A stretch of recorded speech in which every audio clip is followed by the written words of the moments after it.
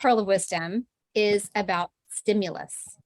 Now, what is stimulus? We know what that means in the US, the stimulus checks, right? Well, I think Mynoo's going to give us some additional information, these 7 innovations that are actualized by stimulus.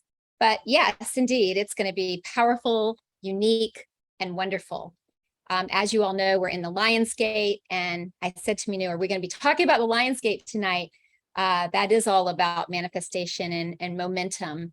And I'm sure there'll be some information tonight that you can use, because you will learn how to utilize this unique power of activation with velocity that's enabled by stimulus. So thank you for joining. We're going to use it to increase the pace of forward momentum. And you can use this in any area of your life at all: business, relationship, you name it, full spectrum well-being. So get ready for our Diamond Jubilee. We've got a couple moments before we go live with Mynoo Maryel. And I'm excited. As you know, if you have been here before, Mynoo Maryel is both a business guru and so much spiritual wisdom. So it's really nice to have her unique perspective, her unique vantage point on all the different topics that she brings forward. And these pearls of wisdom are so special, so unique, and we have done 75 of them. So this all started right around the time of pandemic, and here we are already on our 75th, headed towards 108 total pearls of wisdom. So thank you so much for joining us tonight. And every Thursday night, we're here with a new pearl of wisdom. I am so excited about this Diamond Jubilee Pearl of Wisdom with all the many facets that you will get to experience. Now, you're going to learn how, again, to utilize this power yourself so that you can learn how to work with it, the velocity that's enabled by stimulus. So I'm going to go ahead and admit some of our family that's coming in via Zoom. Thank you, everyone, for joining every week. It's so great to see you. And yes, our Diamond Jubilee, I cannot believe it, 75th Pearl of Wisdom. It's amazing. And there's 108 total, so we've got a few more to go. You're going to learn tonight how to utilize the unique power of activation with velocity that's enabled by stimulus. So we're going to learn a little bit more about what is stimulus, which is our 75th Pearl of Wisdom. So thank you again. We're going to be able to use this to move forward our momentum in our life. We've just come through the Lionsgate. It's amazing, excitement, a lot of manifestation, and you're going to learn how to work with this in any area of your life. So business, relationship, health, well-being, you name it. So thank you all for joining, and we will get started in just a moment with Mynoo Maryel live. Hi, Mynoo. Hello. Thank you, Catherine. Thank you. And hello, everyone. Let's begin with stimulus.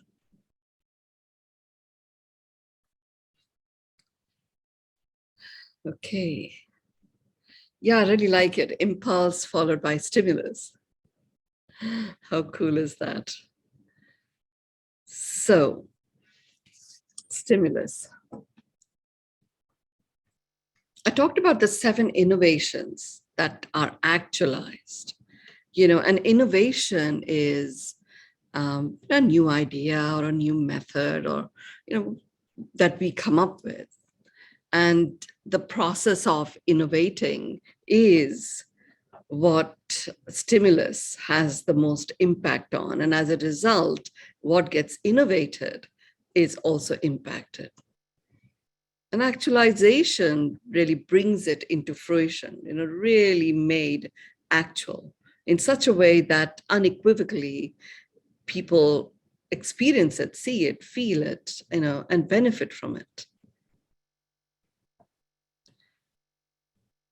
It is powerful to know that stimulus is actually a pearl of wisdom. And a pearl of wisdom, as you've heard me define this previously, is such that it has the power, each one, if you only ever focus the rest of your time on this one pearl of wisdom, it actually has the power for you to co-create a world that is a world that works for everyone. And stimulus is one such powerful pearl that we are going to be talking about. It does have a unique power of activation.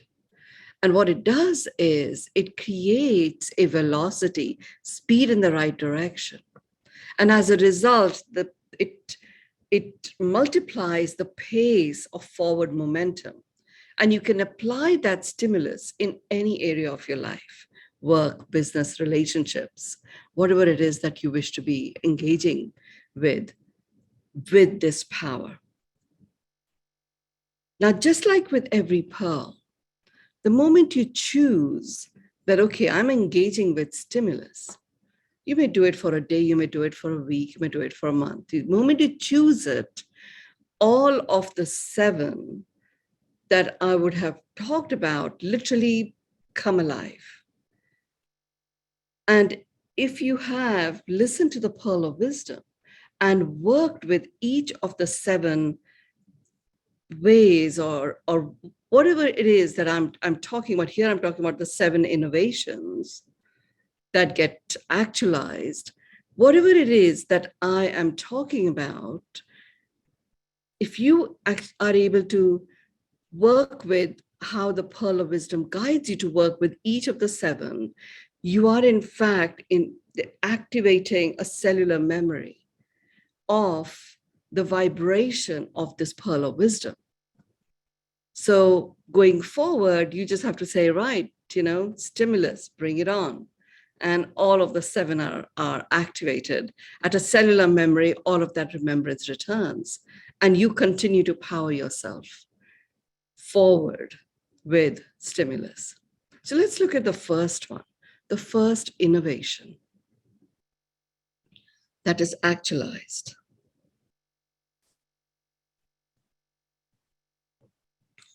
It's scintillating. The innovation becomes scintillating. It's like brilliant, it's exciting, it's clever, it's skillful. Those are the facets that automatically get infused into the innovation when you actually choose to operate with the vibration of stimulus. So let's look at what that even looks like and how do you actually work with that. So when I looked at it for myself, and I always like to do a benefit of hindsight when I, get any of these pearls of wisdom. I always go into a benefit of hindsight to look at where it has occurred in a way that felt really flawless and smooth. And I knew I was presencing the vibe of stimulus.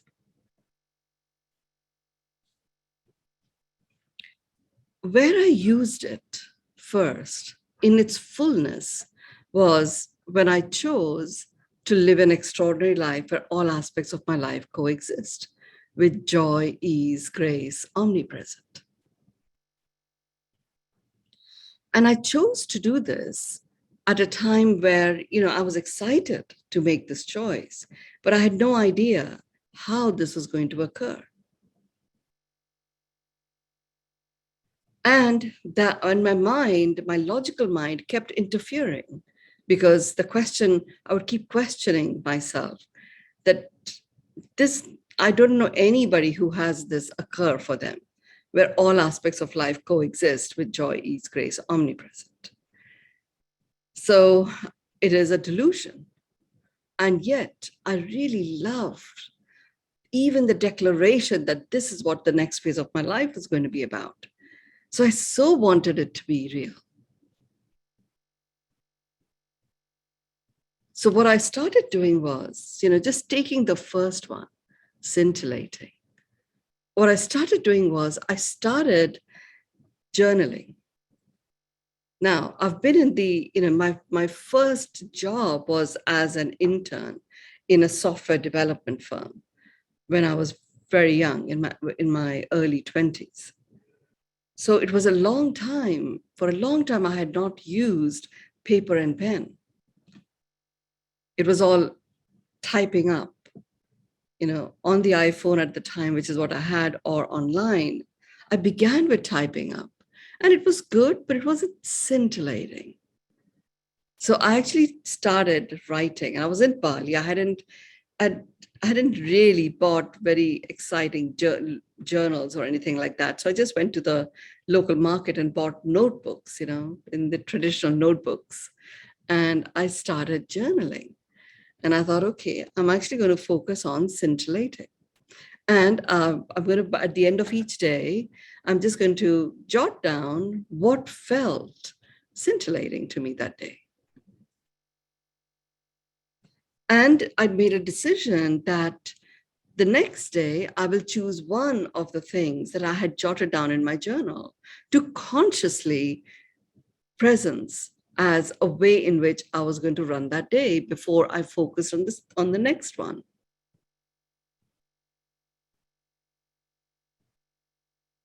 I like the idea of identifying and recognizing and acknowledging that which was brilliantly and excitingly clever or skillful.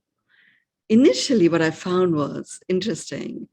And just so that it didn't become boring, I decided I was going to read the collection of what I had written at the end of the week, at the end of on the seventh day is when I would actually really go back and revisit everything that I had written. And the stimulus anchoring would be complete. So what I found was when I was working with scintillating, at that point, I wasn't really aware of the full spectrum way of well-being or living our life. So I wasn't doing that kind of work, but I was just looking at whatever occurred that day. And I noticed the brilliance of people around me. And fortunately, I was in Bali. So, they do these offerings twice a day at least, and sometimes a bit more than that. And in an offering basket, they have these, it's made out of bamboo. And within an offering basket, there are little mini baskets and lots of little flowers and all sorts of stuff really made with these strips of bamboo. And I remember the first day that I was working with scintillating, and I was like awestruck with what I found in this offering basket, which I never ever took notice of until that point in time. And when I saw these little containers, for the different offerings that were there, a little container for the flowers looked distinctly different than the container they had for their steamed cakes, and the container they had for the pickled eggs was different than where they put their mangosteen. It was like amazing. And I noted the brilliance in each one of them. And even as I was jotting down the brilliance, I could feel that excitement in me build up. So I asked the person who was taking me with these offerings to a Balinese temple, I asked, who can I see someone making these? And he said, yes. And he took me to his home. And he had a whole family. It was a very typical Balinese compound with several homes inside that compound. And he took me to this amazing lady that was making it, who was his mother. And she was skillful. And she literally had bamboo as even the blade with which she was cutting these fine strips of bamboo to make these baskets, and then weaving them so fast with her hands. And I asked her if she would teach me to make one of those things. And she taught me how to make one of the baskets. And she was so skillful. I mean, it took me many, many weeks to actually be able to make that basket, but I stuck to it. It was scintillating. And I knew just working with that my journey of this stimulus powered forward momentum had begun. So, whilst I thought in the 7 days, I will go through the 7 innovations that are fast forwarded, I actually took however long it took until I was ready to take on the next one and the next one. So, scintillating went on for a few days until I learned how to make my own little basket. What it did for me by allowing each one of these innovations to stay there, I found that I had my own way that I was adding to the skill with which the skill that she had imparted onto me. I love color, so I added certain colors to the weave that I was making. And that was exciting. I mean, the Balinese women started working with it. And then I noticed there was a festival. And you may have seen photographs of, these beautiful, wonderfully dressed Balinese women in a row carrying these offerings on the top of their heads. And these offerings can go really high and they are layered. And I noticed how they layer the different textures of fruits that they pull together, combined with flowers, combined with incenses. And they're all like really like a layered cake, except it is all made of natural products that sits on their heads. Now you can imagine noticing this with the intention of anchoring this scintillating feelings and vibes that this noticing and observing was generating. And then when I go eat the offering or anybody else eats it, the amazing, blissful, and exciting, euphoric experience from the nourishment and nutrition that my body would receive from that was amazing. And that was just the first one, the first innovation that gets fast forwarded and activated. So what I learned from that was, right, I want to live an extraordinary life where all aspects of my life coexist with joy, ease, grace, omnipresent. And I've only spent the first time with just the first of the 7 innovations by choosing to live this extraordinary life. And that choice itself was the stimulus to get me started. So the vibe of stimulus was absolutely going to be activated and anchored within me. So from that point on, when I chose, I'm going to choose one of these the next day that I had journaled the day before, my cells already knew what it felt like. So I began the day with the scintillating vibe of stimulus. So you can imagine how the rest of the day would have turned out. At that point, I was very new into Bali. I keep calling it a country because it really feels like a country in itself, and it is one of the towns in this big country of Indonesia. I so wanted to experience all these different facets of it.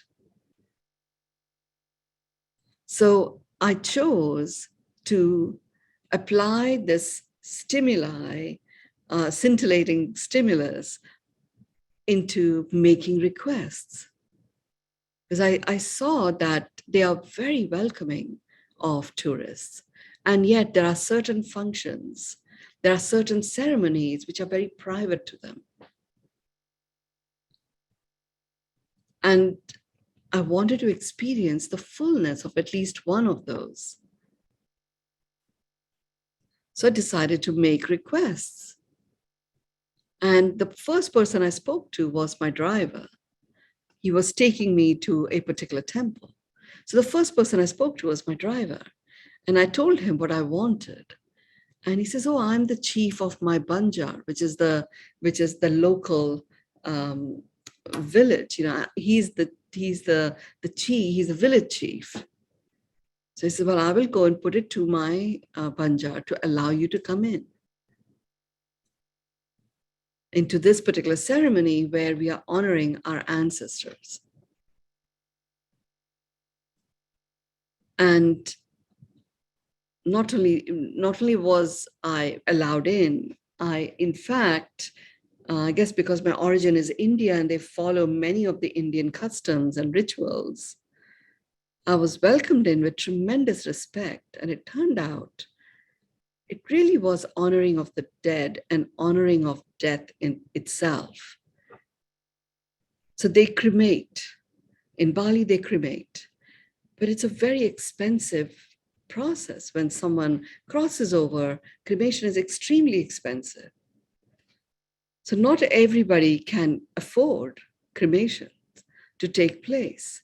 So once a year, or it could be twice a year, depending on, because it's a moon-driven lunar year, there is a day in which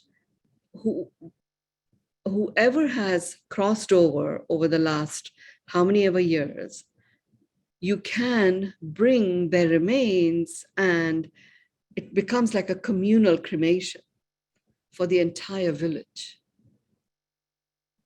And it's very elaborate. They construct this absolutely magnificent looking bull-like creature, and the remains of the person are placed inside the bull. So people from the village come in, and that's how they honor and say the final farewells to those that have departed. I can see why it was a very private, and yet the entire village came together to celebrate this. That was the first time that it felt a little icky, engaging with death in this hugely celebratory way. And yet I was in the midst of it. I had asked to be part of this ceremony. I didn't know it was about death. I thought it was about honoring the ancestors. And yes, sure enough, it was like they invoked the ancestors to also come together and really celebrate the departure of the humans that had left. Sometimes for people, for a decade, they could not afford to even be a part of the communal ceremony. So sometimes there were several such departure experiences that were actually being activated. It was literally like a wedding, if you like. It was that kind of a celebration. I can see Joni's here, and Catherine, you've been to Bali a lot, and you probably have experienced some of these ceremonies. And this is what opened me up to realizing the tremendous resilience of the human body and the power of the human body to autocorrect itself. It was very humbling. And it was the best thing that I did, which is to allow my driver take the leadership in bringing me in to his community, to his local village, as they celebrated death as a new beginning for all of their loved ones.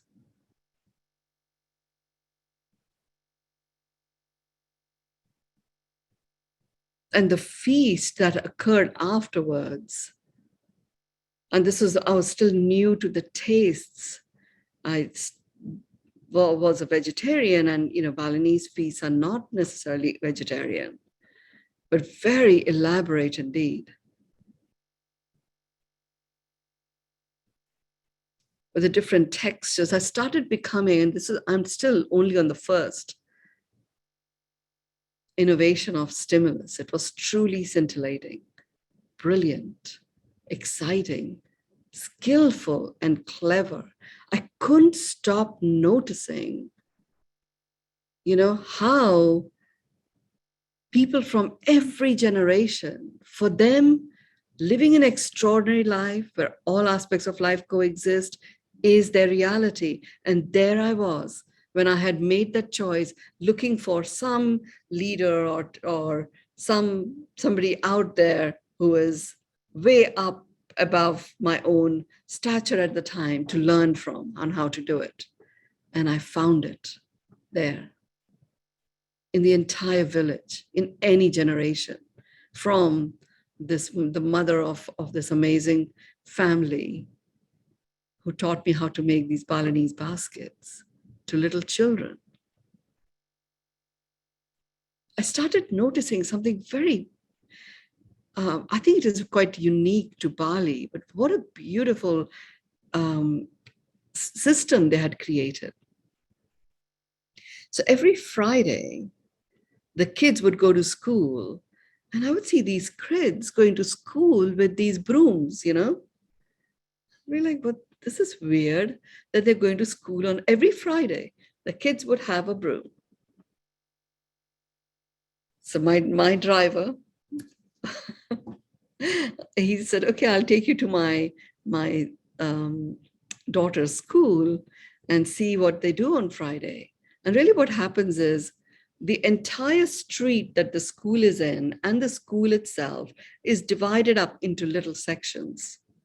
And each child has their section, and their job is to sweep it up and clean it fully.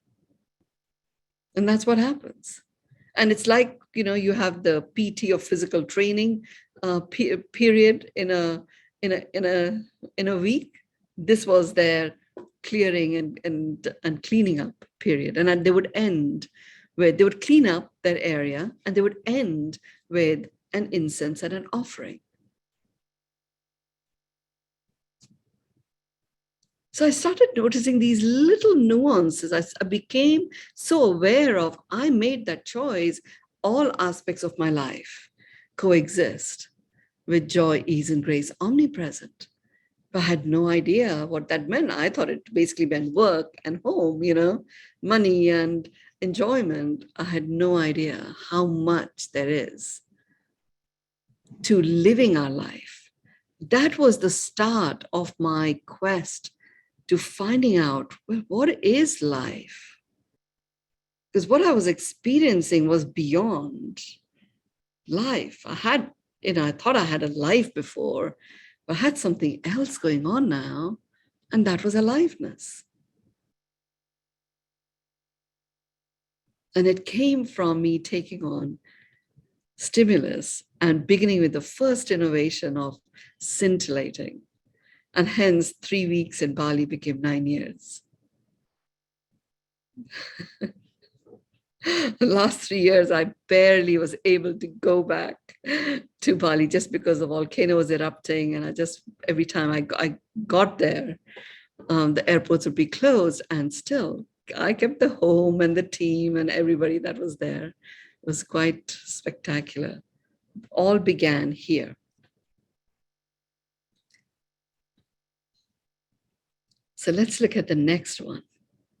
The second one, I never edit these words that come through. It's a weird one to me. The second innovation that gets actualized by stimulus is the phrase is true blue. It's unwavering in your commitment. And really, this is what happened with me. When I decided to go into this one, I was like, okay, unwavering to my commitment. and then being completely loyal to it, it got me to examine, well, what am I committed to? What am I committed to? And it is that gave me the first glimpse of what I call as full spectrum. It was about full spectrum well-being, but really, when I examine it more closely, what I took on as my commitment was full spectrum living. Living an extraordinary life where all aspects of life coexist with joy, ease, grace, omnipresent. The true blue was being applied to full spectrum living. And that is what I took on. Complete loyalty to that. And prior to that, how things might have gone is I would have found that, I'm talking about this, but I have this yo-yo relationship to my weight. And there'll be, when I actually get control of that, then I'll start doing this. But full spectrum living basically was, I just get going. Didn't matter where I was, I became a little bit more empathetic. It introduced me to this whole concept of empathy as opposed to sympathy or apathy. Putting myself in other people's shoes, including my own, and not shutting my own feelings and desires or concerns out just because I felt I had to show up in a certain way. That is what allowed me to shed the suits. And I started wearing the Balinese frocks and the frangipanis or the champaka flowers. I would look out for them and put them in my ears, experiencing that wonderful fragrance of these beautiful flowers throughout the day. It began with this particular aspect of stimulus, this particular innovation, unwavering to my own commitment to full spectrum well-being. So here's how I handled this one. And you will work with it in your own way. So yes, I got the full spectrum. And what I realized was in this full spectrum, where you're firing on all cylinders, physical, mental, emotional, spiritual, social, and environmental, the one that I had no idea about really was environmental. I was oblivious to the environment around me and actually, took for granted my immediate environment and paid no attention to the environment within myself at the time. So I decided I'm first going to get to know what environment actually means for me. Now, coming from the corporate world, coming from the technology, software development world,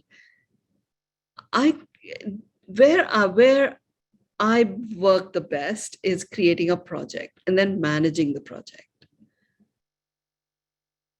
So what I chose to do was, and Catherine, you introduced me to this home, but you may not be aware of it, but the home itself had a piece of land attached to it.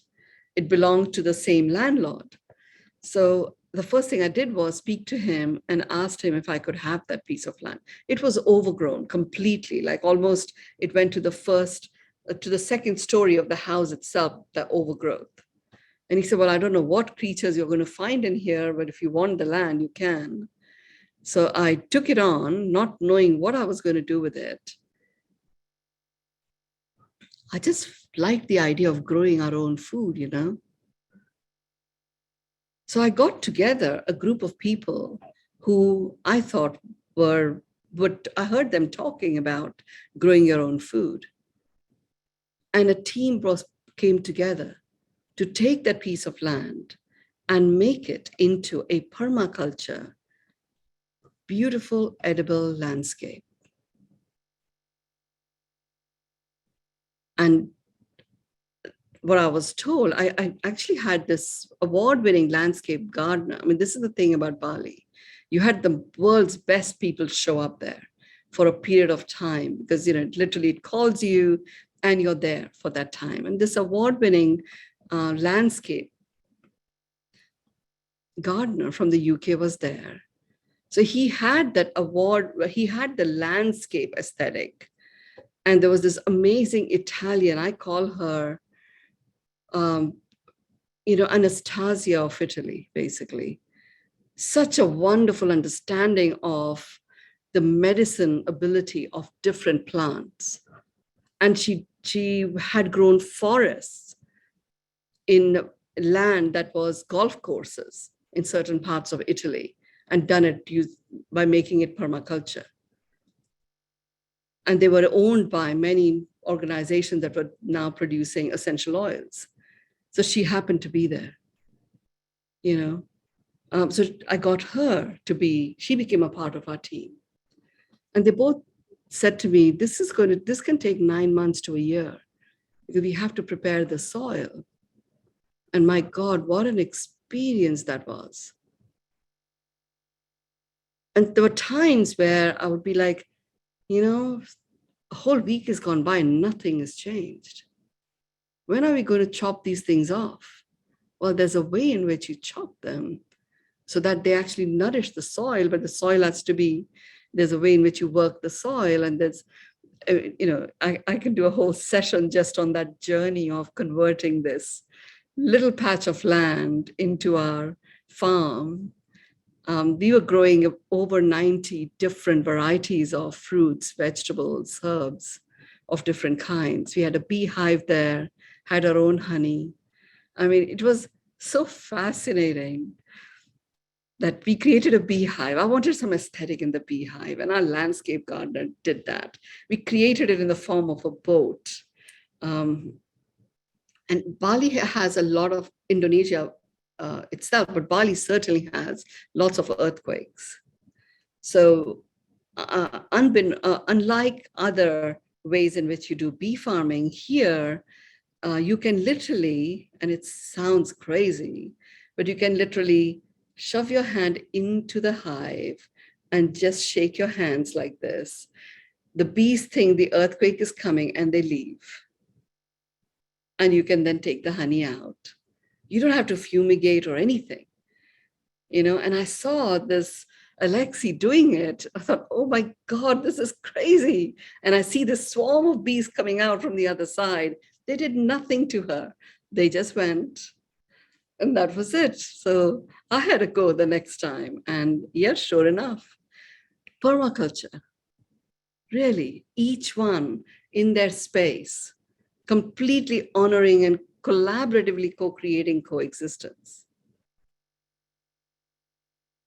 There was a particular point in time, I like experiments. So we had our garden that was attached to the house itself. So for a period of time, I wanted to know the difference in the size of certain fruits that would come out of our garden and this permaculture experiment that we were doing. And it was as if they were different plants altogether, different species. That it was that scale of difference. The taste was completely different. You could have a tiny piece of it and it would be flavorful. And the other one it was still organic because we weren't using any chemicals. That was good, but nothing like what is coming out of permaculture. Not only that, it was a beautiful edible landscape.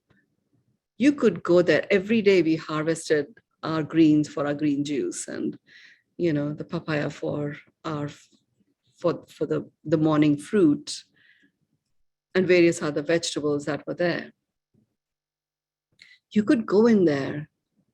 You would see the mosquitoes. You would see swarms of mosquitoes. You would see other insects. Nothing would come and bite you. It's as if everything had their place. And they weren't there to damage or destroy each other. This piece of land, there was no water source. The water source was my swimming pool, which was a chlorinated one.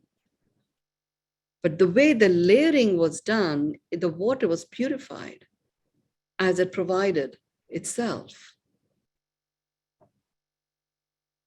We did not put any pipes or anything. It was like we created a banana circle, which has roots that actually were directed in a certain way to capture the water. It was like amazing, amazing how this whole thing came about. And this was the stimulus. And to be me adopting the true blue, to being completely loyal to full spectrum living, where all aspects of my life coexist. I mean, I became so aware of how many nuances and layers there are if we choose to notice as we go about our daily life, you know? And it was this true blue part. Remember when we do the Pearl of Wisdom, I always say, start with the first one and then go to the second one. When you feel satisfied and complete with that, then go to the third one. So by the time I took on the true blue of being completely loyal and authentically pushing forward with living an extraordinary life where all aspects of life coexist, I was already in the space of the vibe of everything that was scintillating. So as a result, my observation and the experience had that scintillating foundation. And that's where it evolved and developed from. The third one is impassioned. The third innovation that is activated is impassioned, showing intense feeling with warmth, with intensity, you know, and finding words to express that. Well, I mean, before that, I had years of training to not express my emotions at all in England. You know, I was trained to speak with a stiff upper lip and have my eyes completely blanked out so nobody would ever know what I was feeling or thinking. I was trained as I went up the ranks in the semi-government organization, I was trained to do that. Impassioned? I mean, like, seriously? You know, even being able to allow that passion piece to come out. I was infatuated by that idea, but didn't know how to do it. Of course, we all know, right? It's there as a cellular memory, but because the logical brain was so much controlling how I showed up and what was proper and what was not proper and all that stuff, it wasn't an expression that I was very comfortable within myself. But by the time, having done the first two, scintillating and true blue experience, by the time I took on this particular one, impassioned, I literally started working with what I was journaling, you know, and engaging with how it was affecting me emotionally. I started acknowledging, started presencing grace and gratitude, started literally counting my blessings.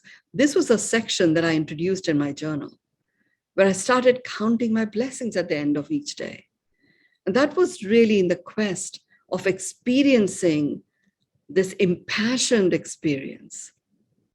So as a result, when we chose what was going to be on this land, what are we actually going to grow, it moved from being a theoretical project to one which became my passion project, certainly stimulating my scientific curiosity, but also ensuring that we completely enjoyed the journey.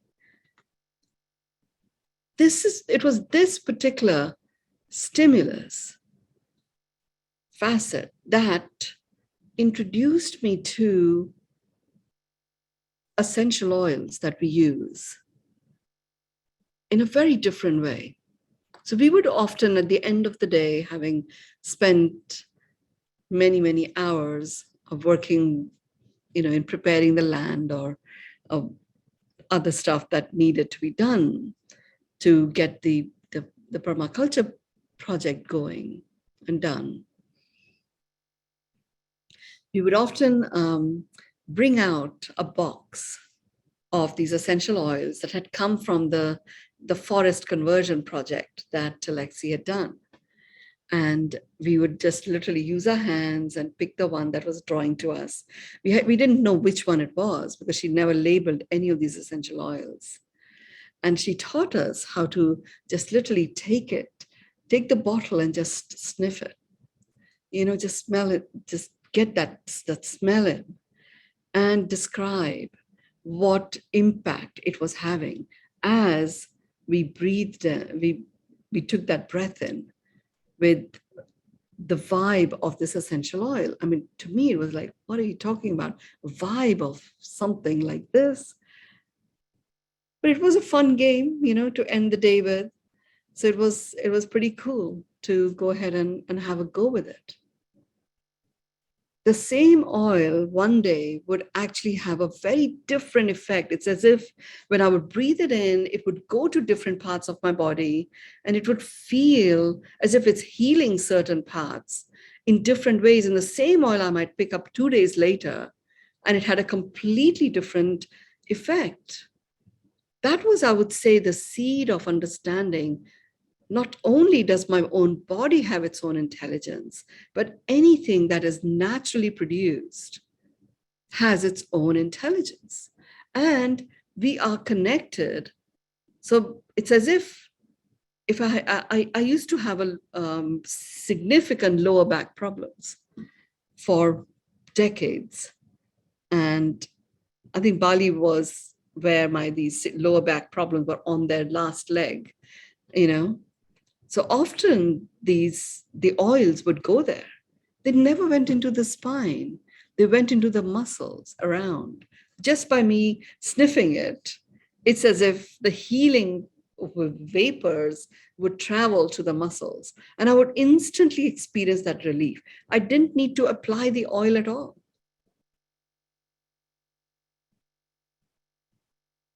I mean, it's fascinating. And I'm sharing this with you. There was nothing magical about those oils. And yet there was everything completely magical about them. There was nothing unusual about me doing it because we were all having these experiences. And in an impassioned way, we started verbally expressing. The others were very good at it.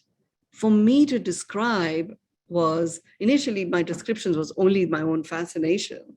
That, wow, how did this even happen? 2 hours later, I didn't even realize I had a backache.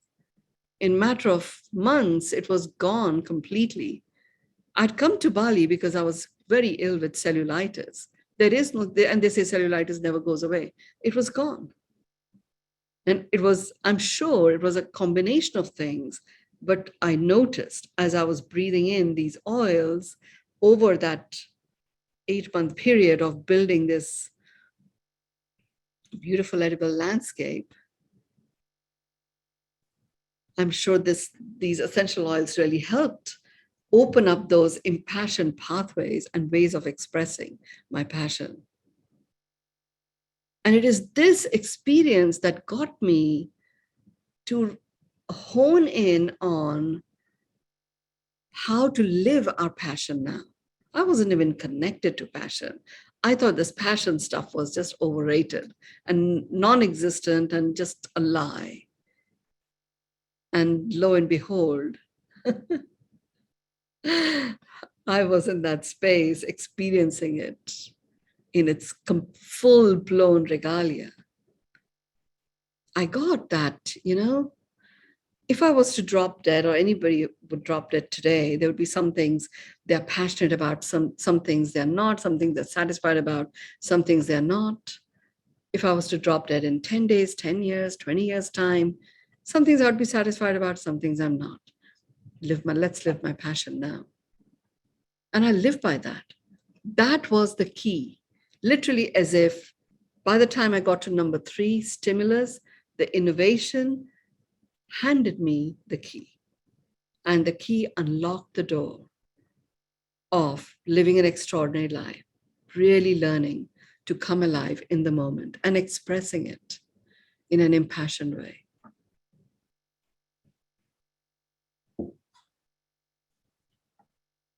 I sometimes get so carried away, I forget that we're only on number 3.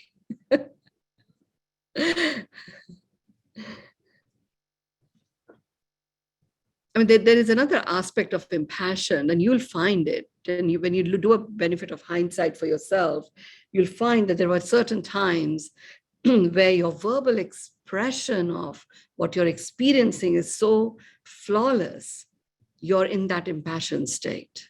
The fourth innovation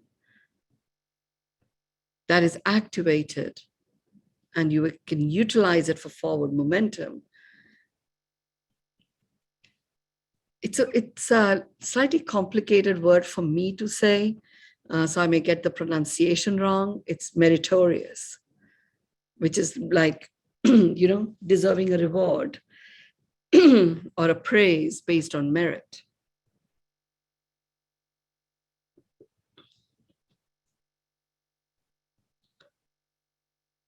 Meritorious. I was a merit snob growing up, seriously. I mean, India is a land, it's terrific, but it's not a social country. You do well, and, you, based on your merit, you get good jobs, you earn, you progress. It also has an average age of a population between age of 18 to 24. So your bosses and all are not going to retire very soon, everything occurs on merit. And I was particularly groomed and trained, inspired by my mother, propelled by my dad, and then self-motivated to be very, very good in terms of merit. To great pride in winning all forms of prizes and all-rounder and this and that. And there I was in Bali, really taking in the stimulus from everyone and everything. It made no difference. Like, it's as if we literally were just one, and we each had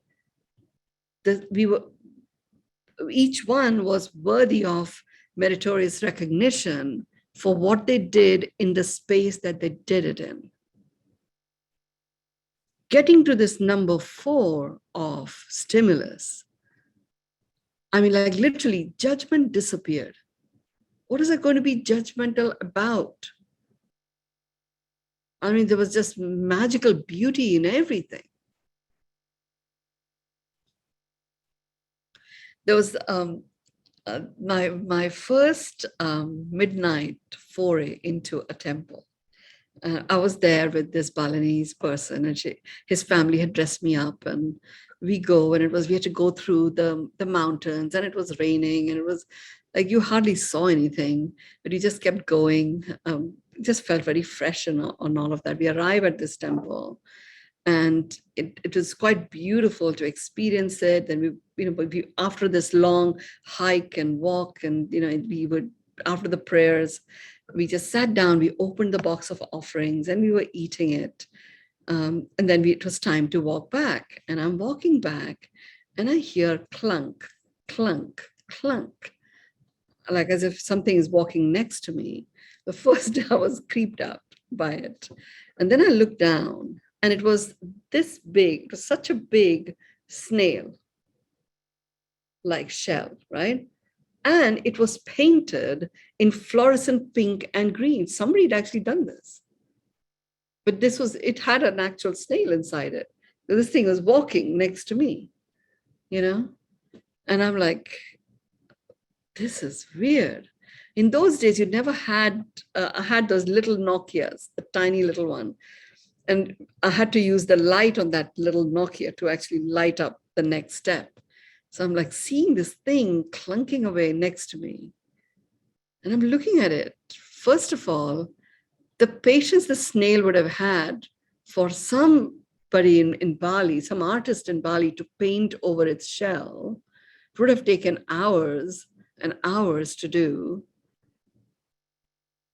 And it literally like opened my eyes to merit is everywhere. It comes in all forms and sizes, you know. So this preconceived idea about this is worthy of reward and this isn't. I mean, what is that? And I was someone who was very much like that until this little snail decided to walk alongside me for a short distance. And literally, stimulus is meritorious. You start noticing anything and everything has got something worthy of reward. I actually connected to reward. I actually connected to the generosity of spirit that gets activated within you. That was the innovation that happened when you start rewarding, as opposed to reprimanding and holding back. That was the one that gave birth to the be and you have. Behave it's not about be, do, have. It is you be and you have. So I was being meritorious in terms of really acknowledging, my God, how amazing is it that I'm receiving all of these rewards. I don't know how many people would have seen this snail. I mean, my Balinese guide and teacher there who had brought me there, he was like quite blasé about it. I guess they see this all the time. They sit and paint these snails for hours on end. But for me, it was like, wow, how phenomenal. I'm sure that planted the seed in, I didn't want to go back and be living in London again. Bali calling was sealed. Oh yes, Catherine, 7 more minutes. So just take it on for yourself, you know. Where are you not recognizing your own merit? Acknowledge, recognize it, reward it. That's your logical next step. The moment you recognize something that is meritorious about you, about your friend, about your neighbor, about your workers, about your bosses, whoever it may be, the conductor in the bus, reward. And if they are not there to receive the reward, reward yourself for noticing it. That's what completes the cycle of meritorious stimuli.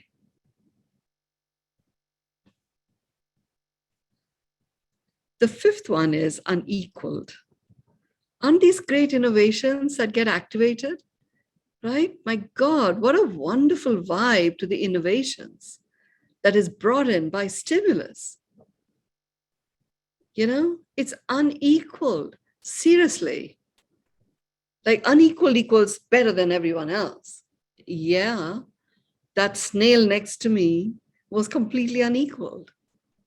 And there was no comparison to anyone else. It was unequal because I'd never experienced anything like this. And all it did when I'm in this vibe of stimulus, it activated this rampage, this avalanche of blessings, and the experience of bliss became my reality just because I chose to recognize the merit in what was right there, as opposed to going from one temple to the other, complaining about, you know, I've worn this beautiful outfit and I've got to sit on the floor and it's going to get dirty. None of that was there. There was like the meritorious rewarding of every moment. And that created that unequaled bliss from the innovations that came from the vibe of stimulus, forward momentum like nothing else. Because I didn't have to get over myself. I had to bring all of me in a very powerful, rewarding way, recognizing there is so much within me that is worthy of reward. And as a result, the generosity of spirit, and it began with my driver and his generosity to take me into his own private ceremony that was being held by his village. It became this fabulous generosity of spirit exchange, unequaled. Continues to be so, unequaled. I've not come across that anywhere else in the world, and I can create it wherever I am. I don't have to sit there judging it's not there. 3 minutes, Catherine, I'm aware of it. The sixth innovation that gets activated is laudable. You're probably already feeling it. By the time you are at this space, everything that exists, because look, everything that exists, whether you engage with it or not, has come together to as a gift to you to utilize, to live your life and come alive. It's deserving of praise and commendation. You get into this laudable vibe. And not only that, when you take action, you actually start acknowledging yourself. The desire to be a martyr and all of that literally just disappears. It's as if every day was a new clearing in which magic unfolded because I choose to invite it. This art of allowing, and we'll do a session on that as a nugget of wisdom at some point, was delivering the infinite blessings in every moment. Now, I'm sharing with you my journey of how I used this. I was journaling. I was acknowledging at the end of each day and proactively choosing one of the things that I had written the day before that was laudable, that I was going to consciously implement the following day. So my cells were actually being trained to operate in this vibe of stimulus. The seventh is upbeat, cheerful, optimistic. In amidst whatever was occurring, what is it that was still present, coexisting with something that might be stressful, that still felt cheerful and upbeat? I stopped putting the blinkers on. I literally started acknowledging in a 360-degree way, anything and everything, good, bad, ugly, beautiful. And just that acknowledgement itself would put me in a state of feeling upbeat and optimistic. So stimulus as a pearl of wisdom, work through each one of these. Benefit of hindsight is a great way to make it all come alive because you've been there. Cellular memories are there. Don't shy away from the bad and the ugly aspects. Acknowledging them, owning them fully, only enhances the beauty of that which is good and beautiful. Over to you, Catherine. Well, Mynoo, I may be the timekeeper, but tonight's 75th Pearl of Wisdom was so entertaining. I felt like I was on this tantalizing journey with you with all these wonderful stories. Granted, I've been to Bali, but I also feel like each week we get this like vocabulary enhancement that, I forget about some of these words. They're reintroduced and so fun, reminding us of stimulating ways to use these words of wisdom. So thank you all for coming. Hopefully you've been as entertained and also received some true wisdom from Mynoo tonight.